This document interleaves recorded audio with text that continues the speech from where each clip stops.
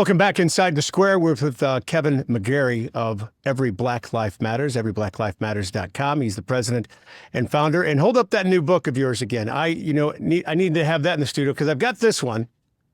But let's talk about that one, DEI in 3D, because you've been storming the countryside, talking to students, talking to faculty, talking to parents, more importantly, getting the word out about how this has just become a cancer within our school systems, within our workplaces.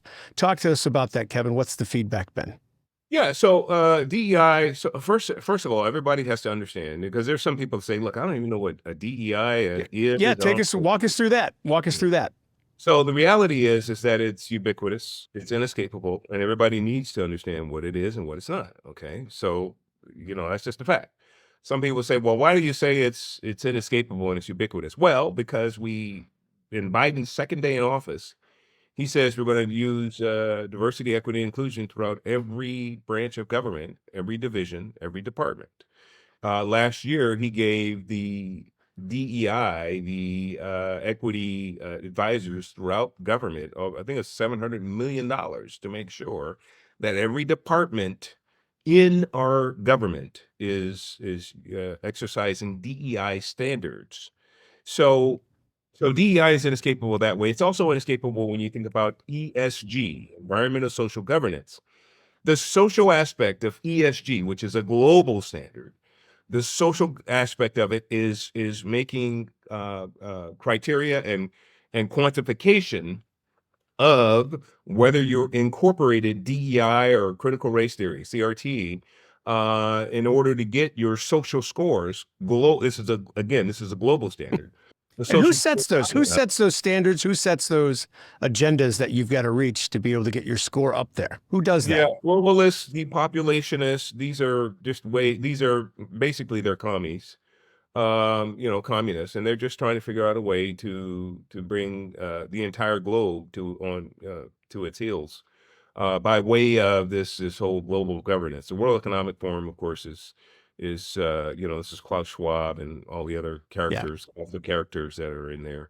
But you got the International Monetary Fund, you got Council of Foreign Relations, you got Bank of International Settlements, you got all these folks that are really the globalist masterminds that are looking to enslave really the rest of the world. And the way they do that is they come up with this global governance standard, and they try to hold people accountable to this. So it is inescapable. Now we can put our head in the sand and say, well, it's not going to impact me, but it is. It's already impacting you.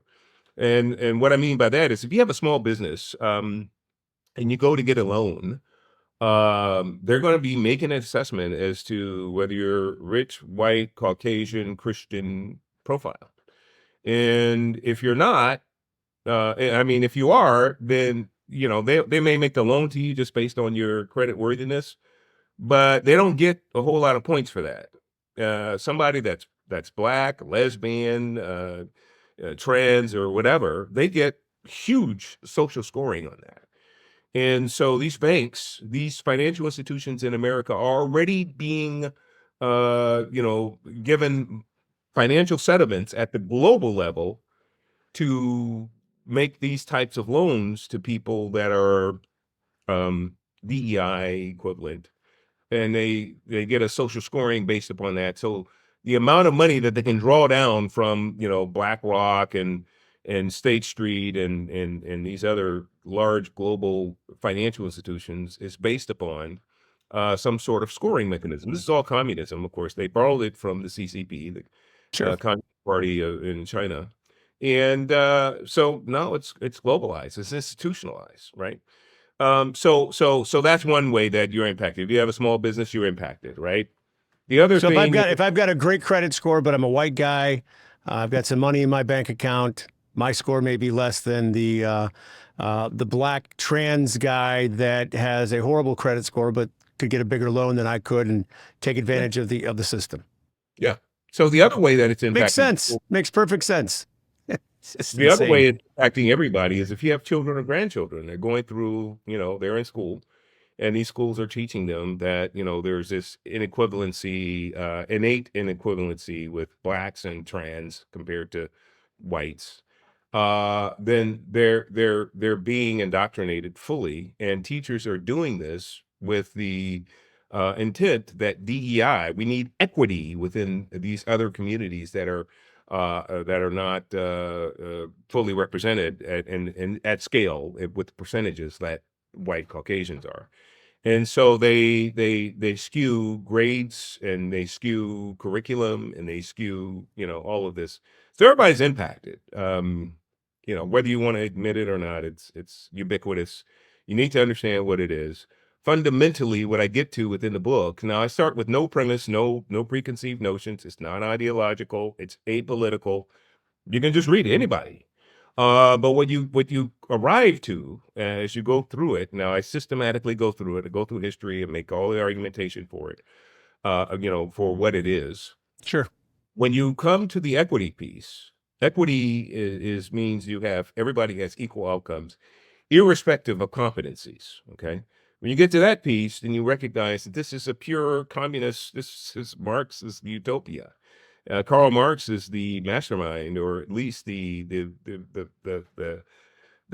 whole building that holds the DEI argument together. It's all Marxism and communism. So that is not an ad hominem. That is not that's just the way it is. It's a fact. Now, you need to go through the book to really understand how it's a fact and how to position it correctly with your teachers and faculty and your own kids and grandkids and community kids, so they understand exactly what's going on here. That's a big undertaking.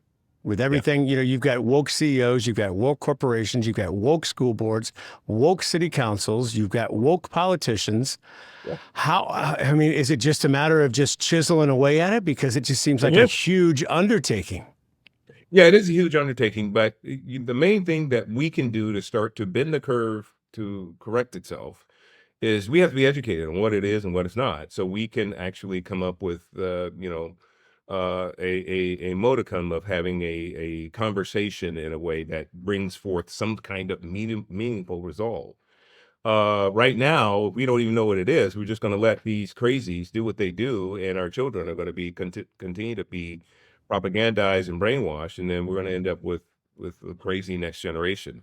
So the only way that we can actually begin to intervene in a meaningful way is to be educated ourselves as to what it is and what it's not, so we can actually go before our school boards and go as parent groups with power, and say, look, this is inequitable. It's not right.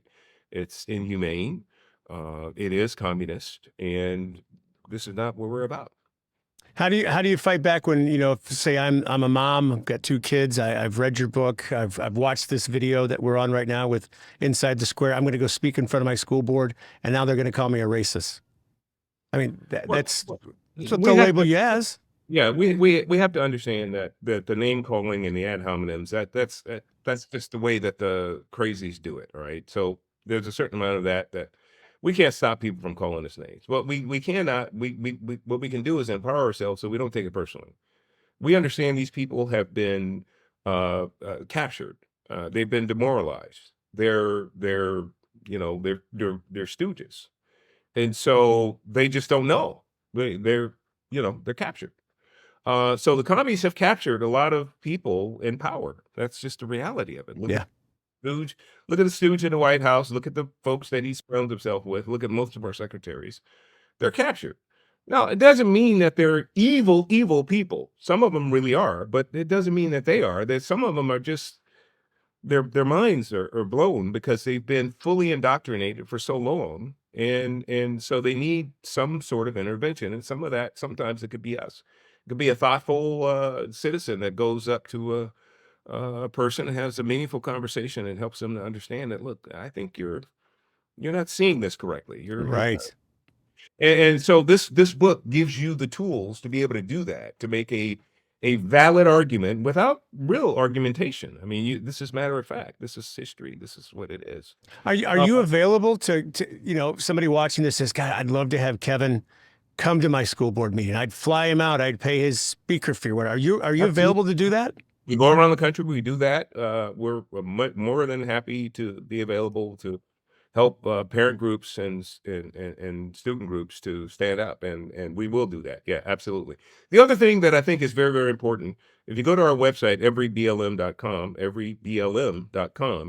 we actually have training out there, so you can get the training.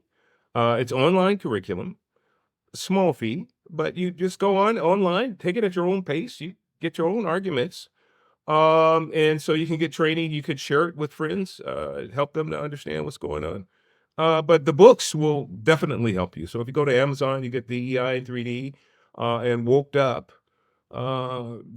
That's what you need because it's footnoted, right? So we have all the exact quotes, private letters, and all that stuff from these nefarious characters in history that have brought us to this point. So these are the things that we must do to begin to educate ourselves, so we don't cower in the corner and just wait and say, "Oh, I hope my grandkids can ultimately figure out what's right." But Correct. you're assaulting me with this white supremacist racist stuff, and I don't know what to say. No, we need to help them, and the only way we can help them is to know more than them. And the only way we know more than them is to get the education behind it, so we can help them. So that's just we got to do our part. Well, we're going to have one more segment with you, Kevin, and I want to dive into the communities that are deepest at risk for DEI and I guess the mental brainwashing that comes with it, and how you break that cycle. We're inside the square with Kevin from Every Black Life Matters. We will be right back, America. Voices are being silenced. Truth is being twisted. History is being rewritten. Now more than ever, it is time for freedom-loving Americans to unite. This is why we are building Freedom Square. Freedom Square, your patriotic portal to news, podcasts, resources, and a business network designed to connect like-minded consumers and business owners. May God shed His grace on thee. freedomsquare.com. Freedom lives here.